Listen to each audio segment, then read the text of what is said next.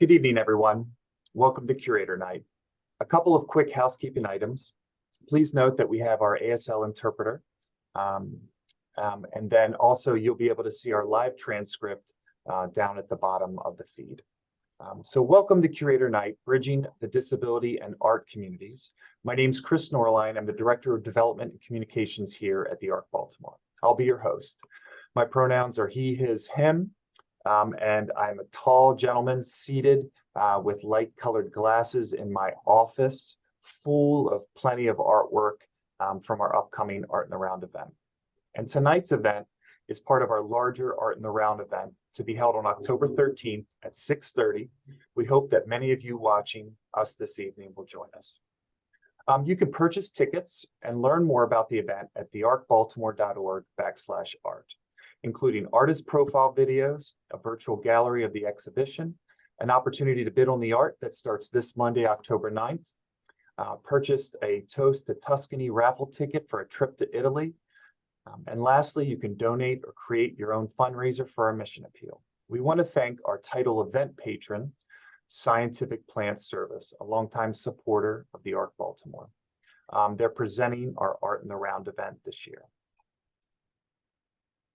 And thank you to our top patrons, CFG Bank Arena, Charm City Frameworks, 10 Oaks Homes, Renai James Healthcare Advisors, Total Wine and More, Wegmans, and Whiting Turner. So we have an exciting hour of discussion that will not disappoint. So let's jump right in. We're fortunate to have 4 prominent art leaders with us here tonight. Each curator chose a piece of artwork from our Art in the Round exhibit and will discuss their selection tonight. Afterward, the group will share the diversity, equity, access, and inclusion initiatives at their respective institutions. Lastly, our friend and panelist, George Sissel, will lead a discussion regarding the importance of always including access as part of the diversity, equity, and inclusion discussion, particularly in the art community. So first off is Rhea Beckett. Rhea Beckett is an artist, curator, and arts administrator with an extensive performing and visual arts background. She co-founded the Black Artist Research Space, BARS, a Baltimore-based creative collective and incubator, and has served in various roles at the DC Commission on the Arts and Humanities, the Howard University Art Collection, and C. Grimaldis Gallery. Rhea earned her BS in art from Fisk University and her MFA in curatorial practice from MICA. Please note that you can find the full bios of all of our curators on our event website. Rhea, welcome. Tell us why you selected Blooming Flower by Gregory Bannister. Hello, again, my name is Rhea Beckett. I use she, her pronouns. I am wearing a black button-down shirt with the first button unbuttoned, small hoop earrings, and my hair is pulled back in a bun, but I think the contrast with the background, you can't really tell. And excited to be here. Thank you so much, George Sissel, for the invitation, and thank you, Chris, for being such a welcoming host. I hope that folks will be able to hear me as I'm having some voice trouble this morning. Gregory's vibrant and colorful abstract artwork depicting a vase filled with flowers is a testament to his skill as a painter and his deep appreciation for the modernist painters who have influenced his work, such as Picasso and Matisse. I was drawn to the painting's composition and use of color, clearly echoing the bold and innovative styles of these iconic artists. Matisse's influence is evident in the way Gregory employs bold, contrasting colors to create a sense of energy and movement in the painting.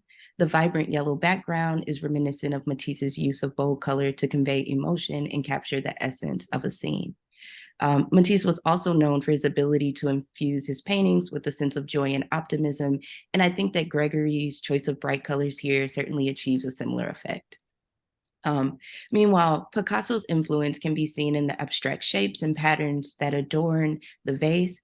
Picasso was considered a master of abstraction and cubist art, often breaking down objects into their geometric forms. In this painting, the intricate swirls and lines on the vase hint at Picasso's influence as they abstractly convey the vase's form while adding a layer of complexity that really draws out the depth of the composition. Hopefully, upon closer inspection, the surface of the painting reveals a rich tactile quality. The background, again, painted with this warm yellow, has a smooth and velvety texture that invites the viewers to run their fingers across it, almost as if it were bathed in the soft glow of sunlight. The smooth backdrop serves as a perfect contrast to the more intricate and textured elements in the foreground. The choice to paint lilies is also reminiscent of Matisse's and Picasso's fascination with nature as a subject matter. Both artists often employed or explored the beauty of flowers in their work, and Gregory's inclusion of these vibrant blooms adds a sense of vitality and freshness to the painting. Again, the texture of Gregory's painting plays a vital role in enhancing the overall visual and sensory experience. As you approach the artwork, the texture becomes more apparent, adding depth and dimension to the composition. That might have been a bit repetitive, so if we cut that part. Moving to, or should I finish, or is time, or? Yeah, it's up to you. Okay, sure. Moving to the flowers, their petals and centers are rendered with a delicate impasto technique. This technique involves applying thick layers of paint to create a three-dimensional texture. The petals of the lilies seem to emerge from the canvas, giving them a lifelike quality that encourages viewers to imagine the softness of their petals. Overall, Gregory's artwork combines the spirit of Matisse's joyous color palette with Picasso's abstract exploration of form, resulting in a modern and energetic painting that captivates the viewer. It certainly captivated me. It's a beautiful tribute to their artistic legacy, the artistic legacy of these two masters, while also reflecting Gregory's unique talent and dedication to his craft. Perfect. And one of the exciting things that I'm so glad you selected this piece is that Gregory will be painting live at the event on October 13th.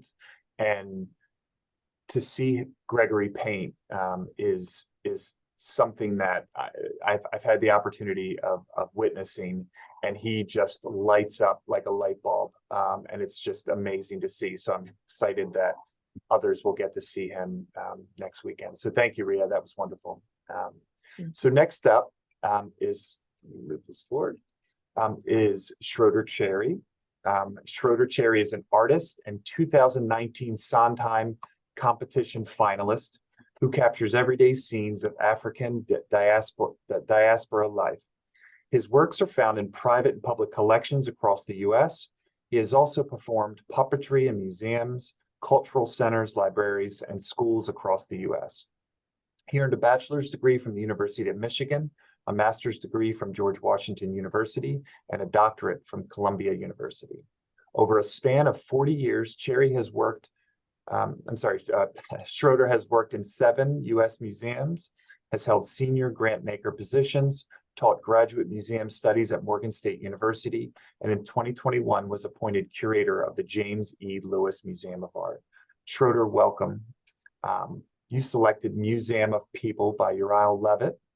Can you tell us why you like this painting? Sure. Thank you, Chris. I'm really happy to be here and have this opportunity to look at some really inspiring pieces of works of art. I have to say that when I went through the selections, I was looking at the titles, and because I am a museum person and have a museum background, the title of this piece is Museum of People. And I thought, well, let me check this out and see what it is. In my mind, it doesn't do anything in terms of referencing me to a museum per se, but it is a very sensuous piece, and that's what drove me in. The watercolor paint-like textile surfaces are very subtle and rich. So at the bottom, you have an area that is a black wash with black lines. In the middle area, you have colors that are still muted on either side. They are yellow. On the bottom, there's a kind of a reddish fence or gate. And behind that, you have a green area. Above that, you have an open space, which can be read a couple of different ways. It can either be read as looking from inside an interior, if you are inside of a room and looking through the window over a balcony with a shade at the top, Or you could read it as being outdoors and walking on a boardwalk, looking at a fence, and the side pieces could be pathways going off into the distance. It is rich because there is so much information, but the markings I find delightful because they're so simplistic. It reminds me of a few things. It reminds me of sumi painting, brush painting, the Japanese paintings, where you use different strokes to make your marks and to tell a story. It also reminds me of the paintings that I saw of Haitian painters that were capturing views from the balcony of windows of little villas looking out into the ocean, the oceanscape. The green area to me looks more like land than ocean, but it does look like a wide open space. And there is a foreground, a middle ground, and in the background, there's a wide distance. Because he uses these very simplistic shapes, you can tell this you can make a narrative on your own. And I do think that there are also influences by artists that we see frequently. Matisse is one of them. He uses these types of brushstrokes. Caribbean painters also use these types of brushstrokes in telling a story. And that's what drew me in. But I kept coming back to the title, and I tried to look for a museum. Where's the museum? Where are the people? Because it's a museum of people. That reminded me that you don't have to be stuck on titles. An artist can title a painting any way that they want to do it, and it is open to the imagination. You see lines that are more architectural, and then the middle ground where the green area is, you see the markings that can be more referencing foliage, I think. And in the top area, I would say, to me, looks like a shade that's pulled halfway down over a window. And that's what drew me into this piece. Thank you, Schroeder. That was wonderful. So let's keep moving. The next curator is Tyrone Whedon. Tyrone, an artist affiliated with Make Studio, recalls developing his artistic talent in elementary school. Television, cartoons, movies, and comic books strongly influenced his current artwork. He often reflects on his childhood in his work, and he often creates pieces with a political statement. He particularly likes to make art about people he sees in Baltimore or just thinks up in his head. My favorite thing about, or Tyrone says, my favorite thing about art is working hard and having commitment. I want to be the best artist possible, learn from my mistakes, and become stronger. Tyrone is a graduate of Clifton Eastern High School, and Tyrone selected Golden Buddha by Andrew Pope. So Tyrone, tell us a bit more about your reaction to this piece. Okay. Jewelry, so much jewelry top to bottom on this place. It's all about gold. And I think of rags to riches struggles in life. The jewelry got successful and being rich. This is the Golden Buddha. The Buddha is a treasure itself, a monument that is seen all over Asia. To me, Buddha represents meditation, peace, wisdom. It is one of the wisest monuments in the world. It is worshipped. The Buddhas is really carefully done, like worship with all the jewelry and head chain, all of those jewels, all those gems had to be put on it carefully at the end, so throughout. It has golden collage lines around the face, and the flower in the right-hand corner is a lotus. The lotus connects with the idea of story 2. It blooms beautiful for the mud. It is beautiful in bloom. Finding in the piece comes with the Golden Buddha. Life is all about rising up and looking inward. Not about being rich. You have to find peace within yourself to become successful. Wisdom is inside. We had to be careful when we use and talk about symbols from other cultures, though. It's important to avoid racial stereotypes that can be offensive and disrespectful. Thinking about color, the blue around the Buddha and the lotus is positive and light to me. It makes me think of the purest, most beautiful skies and searching for something brighter. That's it.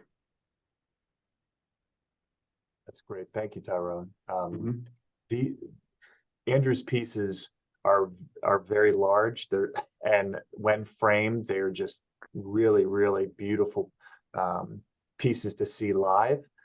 So I'm looking forward for you to seeing this at the event. He really, really does a nice job. And the fact that you hinted or you commented about the intricacies of the gems and the pieces, like you'll really see it up close. It'll look really nice. So thank you. So finally, our friend George Sissel, who's been instrumental in bridging the Arc Baltimore and many of the people we support with various Baltimore art institutions to explore and create art. Through his partnership, he's built lasting friendships with many artists with disabilities from the Arc through his participation in the many group visits to the BMA, MICA, the Walters, School 33, Baltimore Clayworks, and many more institutions. George Sissel, the curator in residence emeritus at MICA, has mounted groundbreaking exhibitions and taught courses in the fine arts and humanities for close to 50 years. He founded and directed the Contemporary as well as the Exhibition Development Seminar, Curatorial Studies Concentration, and MFA in Curatorial Practice at MICA. George selected River by Lewis Middleton. George, why did you select this piece? Well, thank you. And thank you for my colleagues in participating in this today. My name is George Sissel. I use he in pronouns. I'm a senior with glasses and short hair and a beard and wearing a red, gold, blue, and striped shirt. So it was very difficult in terms of the submissions this year. Each year the submissions get better and better and more difficult to choose one's favorite.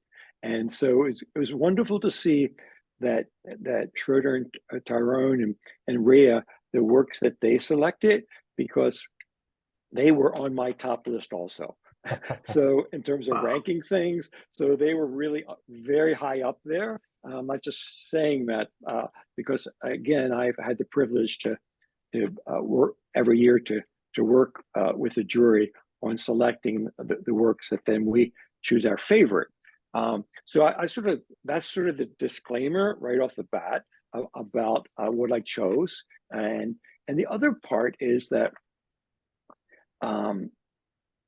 I have the advantage, I guess, also of I've been following this artist's work for about 5 or 6 years. He has submitted art and around before. I've seen his work at Make Studio and in exhibitions that he's been in, and the work that Lewis typically does is portraitures of very famous people, of movie stars, of famous musicians, or even presidents, right? And so this is how people know his work for the most part, of these portraits from popular culture, right? But he has this other part of his practice of these sort of epic landscapes that he does in his work, and many times they have cities in the foreground or in the background. But this one, the river was very unique, so it stood out right away to me. Matter of fact, at first, before looking at the title, I thought it was a highway. I thought it was a highway going into the distance, into the mountains in the distance. And then I started to look at all the different elements of it and realizing like the clouds in the skies were being reflected in what I thought originally, before I looked at the title, and I thought was a road. And then I thought, no, this is not a road. This is water reflecting something. And it was, to me, it was reflecting the clouds above it. And then, of course, once I realized that really was the subject matter, then I understood much better in terms of on the left and right, on the sort of the green grass, in terms of these trees and the blades of grass that he illustrates on both sides that sort of frame the river and be the border of the river there, right? But most importantly to me, I love the fact that normally one would expect the sky to be what separates the river and the land, right? But what he's done here instead, he's added this whole strip of this sort of what we might call a mountain range. Maybe I say it's a mountain range because of its peaks and how it meanders across the horizon there and the brown color, right? But I just love that that is sort of what's separating the landscape in the front to the sky is this mountain range, which becomes sort of this abstract zigzag horizontal across. And the other thing that appealed to me once I really looked at it even more carefully is how when you look at the clouds, not just that reflecting into the river, but that he's taken this blue sky with the clouds, and then he's taken this purple, and he's sort of taken the purple and he's let it go all around and through the clouds. And it becomes a whole another element in the painting that at first you think it's part of the blue sky. And then you realize that, no, he's doing something different here. Maybe he's trying to illustrate some kind of movement. Maybe how that purple is moving through there and framing those clouds is to give us some kind of indication of movement of the clouds themselves through the landscape. Perfect. Thank you, George.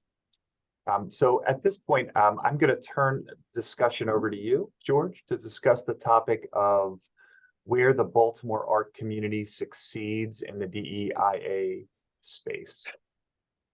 Well, thank you. Well, I like to sort of first talk about in terms of my own work, and then certainly we're going to go to the other panelists in terms of what their own institutions and their own work is about in terms of what's happening in Baltimore in the DI spaces with the community.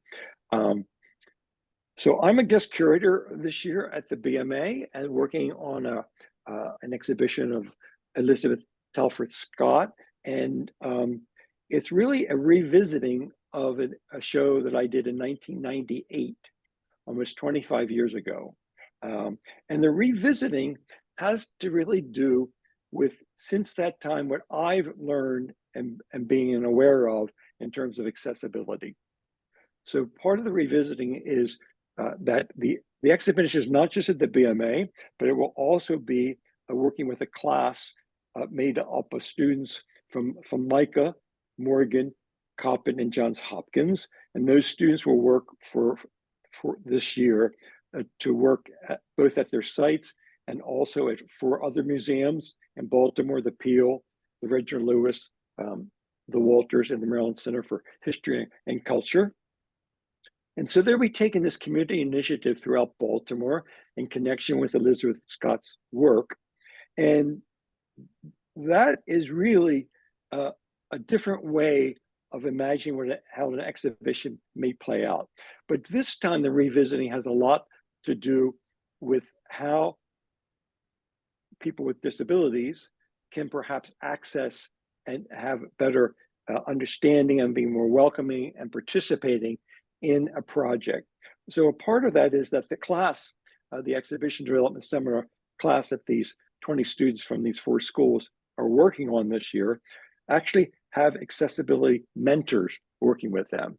So everything they do there and everything I do at the museum is through a disability lens in what they're creating and proposing at the 8 sites and at the museum. So that's a really just something new for me, something I've been learning since my volunteer work with Arc and getting to work with artists and staff at Make Studio and other places in Baltimore with artists with disabilities.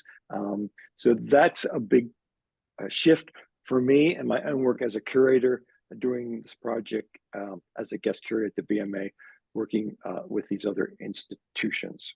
So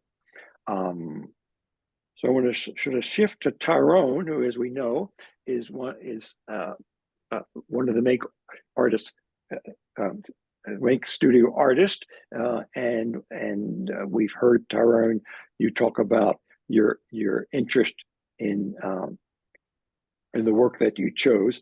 But I guess I wanted to ask if you could talk about what is your involvement in Make Studio and any community initiatives that they have.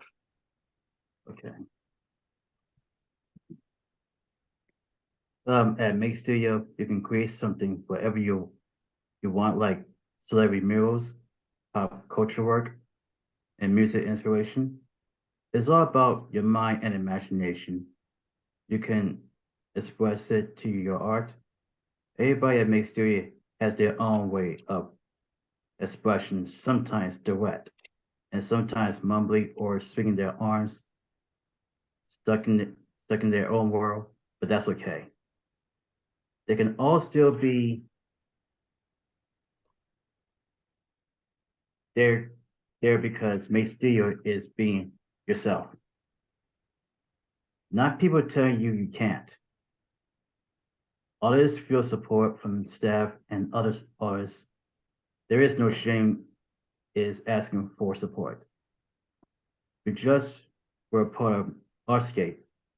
It is a fun opportunity and we are glad it's back. Over the years, we invite everybody to express themselves together, making meals and building things together with people there. A big community, it helps others understand people with disability. We all have mental health challenges and insecurities. Respect us for who we are, get to know us, and let go of stereotypes about disability. That's it. Thank you, Tyrone. It's great to hear. I didn't know that now you're part of Artscape in terms of what you're doing, reaching out into the community and throughout Baltimore City. Thank you so much. You're welcome. And Schroeder, in terms of the James E. Lewis Museum at Morgan State, we maybe could talk about us what's happening there in terms of the DEI spaces that you have. Sure. I have to apologize. I forgot to give my descriptions early on. My pronouns are he, him. I'm wearing a blue and white striped shirt. I am light brown in color. I have dark glasses and a shaved head. So that's my intro. At JELMA, James E. Lewis Museum of Art, we have multiple exhibits going on right now. The largest exhibit is a show called Black Artists of DC. That is the name of the group out of Washington, DC. And this show features works by about 40 different artists. The mediums include painting, ceramics, digital art, a video, watercolor, textiles, and sculpture. This show will be up until December 8. We also have an exhibit coming in called Depths of Beauty. This is an experimental installation with paintings and sound by Deborah Patterson and Emmett Freeman. That show will be in our atrium in November, from October into November. We also have what I call the guest artist corner. This is literally a corner. It is 8 foot by 10 foot with 13-foot ceilings. And from time to time, I invite an artist to come in and use this space. The current artist will be Guy Jones. He was a former instructor at Morgan University in the art department, and his works are still lifes. They're paintings. They're small scale paintings that'll be on exhibit. Thank you. And I've just myself found out about the installation you were talking about with the paintings and the soundscape that goes along with it. It sounds fascinating in terms of bringing other senses involved with the visual arts. Yeah, thank you for reminding us of that. Thank you. And Rhea, I know you've worn many hats yourself in terms of the Baltimore and the DC community, working in different spaces and creating your own at the Black Artist Research Space. Tell us what's happening in your world. Definitely. So for the past 2 years, BARS, Black Artist Research Space, programmed and activated a brick and mortar kind of residency in the Promo Arts District. And there it was, just a really dynamic artist community. But I think bars brings a different level of engagement, offering yoga twice a month, where we worked with a collective that again offers free yoga to the Baltimore community in different artist spaces. Literally, their name is Free Baltimore Yoga. And so we were a host site for them for about 6 months. We've had a number of panel discussions with artists from the community as well as filmmakers. We hosted a few film screenings in the winter of last year that added an additional layer to the artwork and to the artistic experience. And then most recently, we've reemerged as a nomadic collective.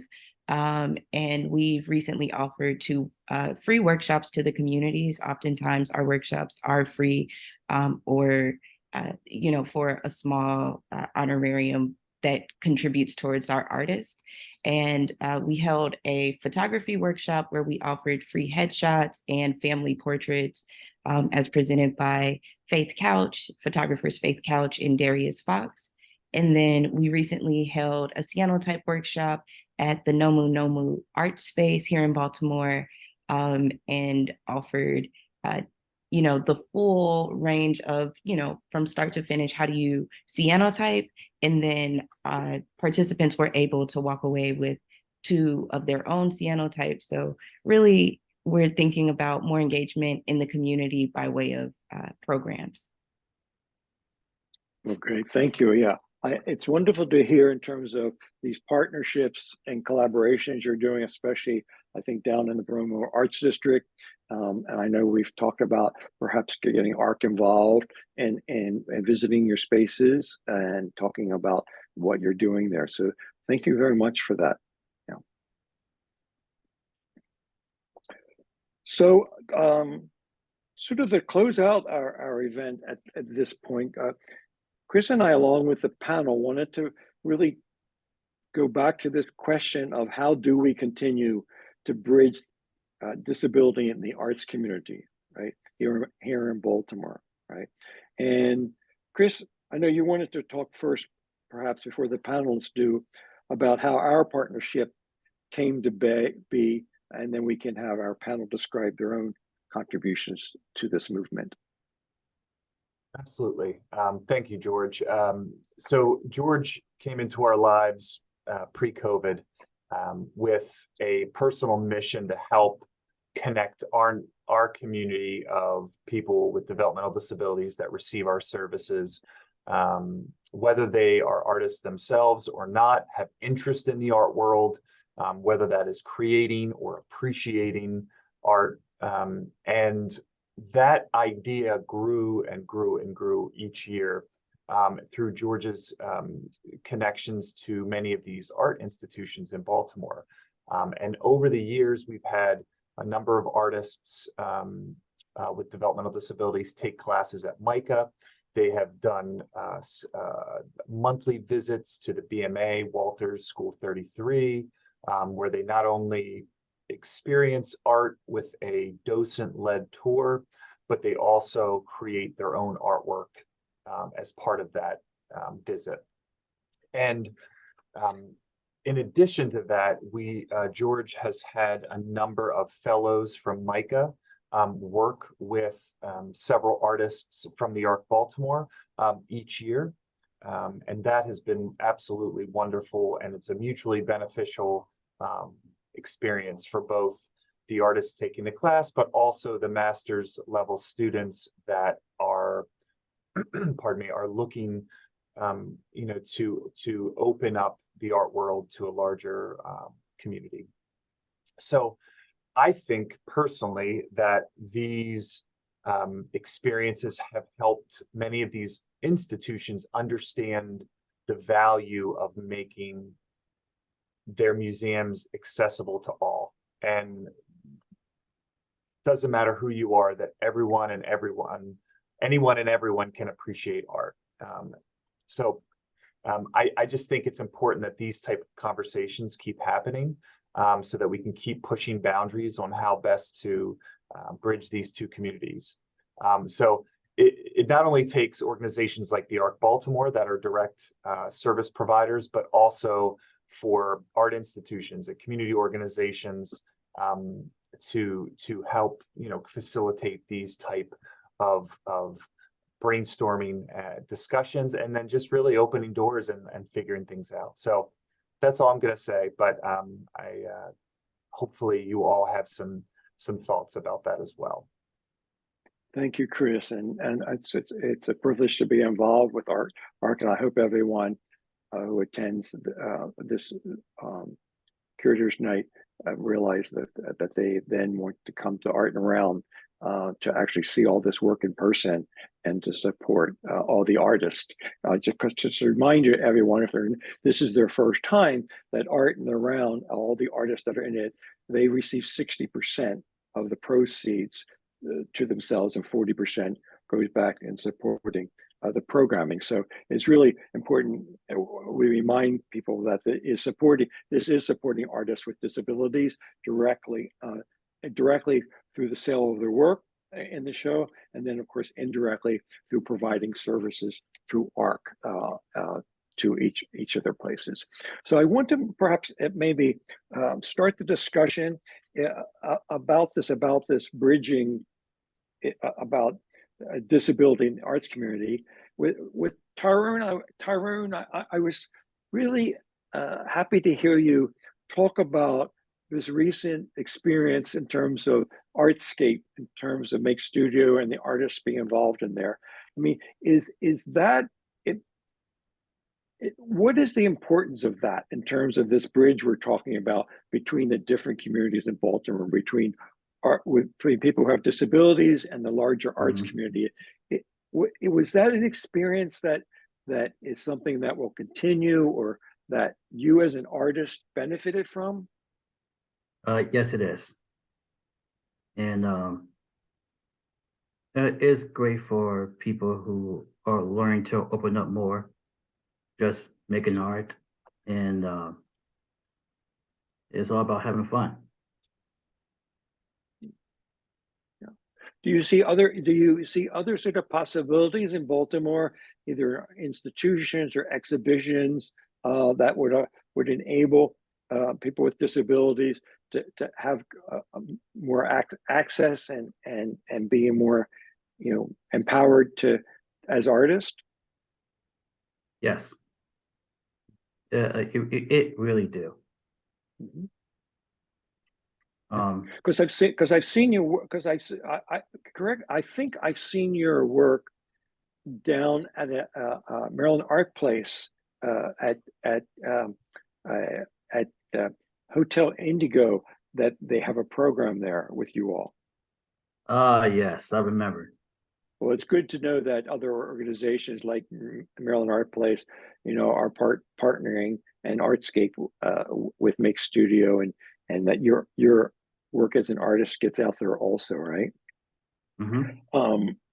So in terms of Rhea and Schroeder, I mean, how do you help answer this question of how do we continue to bridge this between these communities? Or maybe you don't see that gap. That's the kind of thing I think that in the arts community, that perhaps some people don't see that gap, or once they see it, then they figure out how to bridge it. I'd have to say for JELMA, because we are a university-based museum, our primary audience is the university, students and faculty, but we're also open to the community. So it goes with that saying, all politics are local. I'm personally experiencing two things. I have a mother who is incapacitated physically, so I'm very aware of movement and motion. In a museum sense, that makes me sensitive to something very basic, like how do you provide a space for people who cannot stand a long time walking through galleries? Do you provide settees, or a place where they can just stall and sit down for a minute to rest? Also, personally, I was in daycare with a deaf boy. And as I reflect on that now, I remember that Billy couldn't hear, but we played together. So what is it that we did? How did we communicate? And today, now as a grown man, I realize that the hearing community, unless they reveal themselves, you may be in close proximity of somebody who's deaf, and you may not know it. So you have to be sensitive to people's abilities in different ways, either with it, whether it's hearing or visual or physical or developmental. And in our case with JELMA, we would approach us on a case-by-case basis, because although we're a museum, we are 4 staff people. So we would have to accommodate visitors as they appear to us. Thank you. I love when people share. I mean, the more you get to know people, you get to understand all these connections to the different various communities. So I thank you for sharing in terms of this, personally, in terms of your childhood friend and your mom. It's interesting in terms of the project I'm doing at the museum as a guest curator. Like, one of the things you pointed out, like the original show I did 25 years ago, there wasn't a bench or chair in sight. You know, and 4,000 square. You don't pay attention if you're young and you don't need it. 4,000 square foot, exhibition, not a bench. The show at the BMA, 6 galleries. Every gallery has a bench and or chairs. Every gallery, not just one, but every gallery. So it's like, again, whether one needs it or not in terms of age or disability. But again, it's also what we refer to as universal design. It's like, if you don't need to sit or your age, I want people to sit there to spend time in the gallery. They are looking at the work. So it serves both purposes. Yeah. It does change the space. Very much so. And the space and the people how much time they spend in it, how they look at the work, and how we encourage, obviously, them to have conversation about it. Yeah, good points. Yeah. Rhea? Sorry. So I grew up with a cousin who had severe cerebral palsy. And so my understanding of communities other than my own was shaped very young.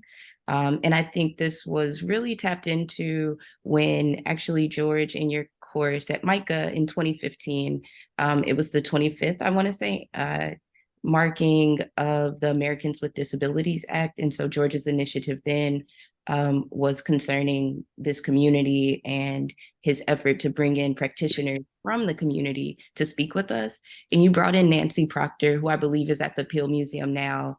And I became her intern shortly after through the program MuseWeb. Ashley and I did. And so this was, again, something I started thinking about in relationship to my curatorial practice in that class. Obviously, pursuing this internship with Nancy, and really there I was able to think about audience engagement and accessibility, specifically how the internet can act as a tool to support these communities. And in a way, we're all connected to different ways of learning, right? Like, we all learn differently, we all connect differently. And I think in my own curatorial practice, Schrader, and you all were just having the discussion around, there not being a seat in sight, at museum institutions or at galleries. And just thinking about my own experience from that class of, if there's a seat, that might benefit everyone visiting this museum. Or if there's additional information, there's an audio tour, how might we engage differently and deepen our understanding of what we're being presented with in these cultural spaces. And so I think about that quite often in my work. I think about the space and a visitor might have in a gallery, their experience from an auditory perspective, from a visual perspective, and a tactile perspective. Again, my background is in music. And so oftentimes there are other elements that support my curatorial, the visual aspects of my work. And I'm oftentimes relating that back to sound, or I'm relating that back to this digital virtual experience where there's additional layers for folks that, have all different styles of engaging or ways of engaging. So. Thank you, Rhea. Thank you very much. Is anything anyone wants to add, Chris or Tyrone, or anything to the discussion before we conclude? I just want to say one thing. I'm amazed at some of the investment that institutions are making in this idea of access. And I think about the BMA, Walters, Baltimore Center Stage has probably one of the most robust accessibility programs that they've done. They were proactively reached out to a variety of communities, and how can we bring every single lover of theater into the center stage. And I think if we can prevent moments where someone walks into an institution and does not feel welcome for whatever reason, by proactively getting consultation from all of these different communities, then I think that's the best approach. And to Ria's point about thinking about access, not only from a physical entry point to any space, but thinking about it as a multi-sensory experience. I was following one of the artist groups from the Arc at the BMA recently, and there's this beautiful installation of textiles, and I'm trying to think of the materials that they use. It's a very unique material, and the whole time while I'm walking through there, I'm thinking, man, I wish I could touch all of this. And just out of curiosity, because it was such an interesting use of materials for clothing, I know that it's going to come to me as soon as we finish. But as soon as you left the installation, there was a whole panel with all of these different examples of all of these different materials that you could touch. And to me, that was such a unique way of experiencing that installation that I would have just been wondering, oh, that would have been really interesting if I could have experienced it in that way. But I think, again, now to George's point about universal design, we're walking through these historic buildings that were built, in the 19th century, right? And now you've got organizations like the Peel who are investing significant dollars into bridging that gap from their museum and then the community at large. And I think that speaks volumes about how they value all people. So I think if all art institutions and communities at large follow that same mindset, we'll be in a much better place. And kudos to groups like Make Studio, Itinerus, that are supporting artists in a variety of different ways and helping, as much as needed, so that they can continue their craft and their marketing and promoting their artwork, and elevating their artwork to the same level as all artists. So we're really, really appreciative of all those groups. And that's all I have. Thank you, and thank you to all the panelists for being here, for choosing such incredible work and the work that you're doing individually and in your institutions. Yes. Thank you. Yeah. Thanks. Thank you. Thank you. Yes, you were all wonderful, and we really appreciate you taking this time. And I know that many of you will join us a week from Friday, October 13th at 6:30 for Art in the Round. If you are watching this and you're interested in purchasing tickets or seeing the artwork, or any of the other elements of the event, you can go to the arcbaltimore.org/art. You'll find anything and everything there. So again, thank you to Schroeder, Ria, Tyrone, George, and Bronwyn for the ASL interpretation. We appreciate all of you, and have a great night. Thanks all. Thank you. Bye-bye. Thank you all. Thank you.